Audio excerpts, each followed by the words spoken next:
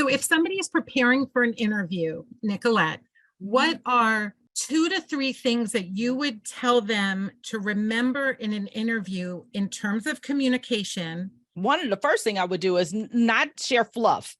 Going back to what Jolene said, I want an example.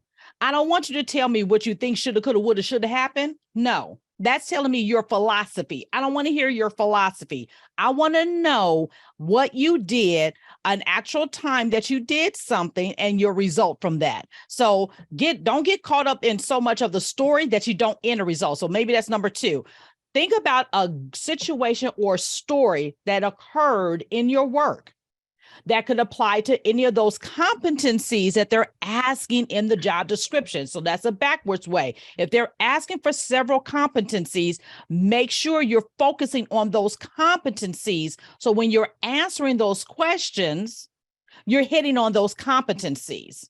And then you always want to make sure that you don't get the dreaded question, so what happened next? That means you have to be strong in giving a result that goes back to your resume. What is the result from your labor? Not just that you labored, the result. So you want to tell them the story. You want to talk about your tasks or actions. Yes, I'm talking about the STAR method. Then you want to make sure that you're telling a result from your actions, because someone like me in corporate America, as I'm interviewing you, I'm writing out, and of course I have a disadvantage because I do this also, but it's like STAR.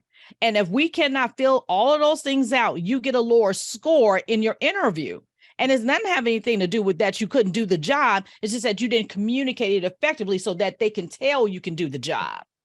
Okay, so tell us again what STAR stands for. STAR is your situation or your story.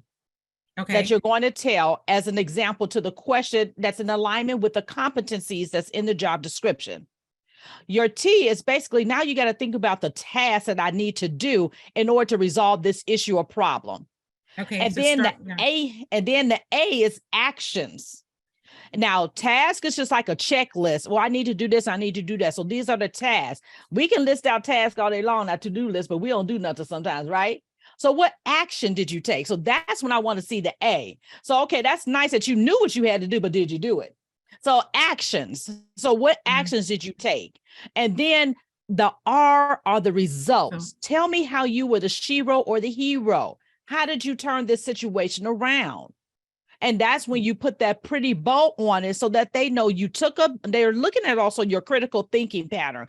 Are you critically thinking through what it is that you want to say so you can communicate it effectively? Because sometimes in these meetings, you don't have a lot of time to go into a long tantrum. You got to just say what you have to say and get it going.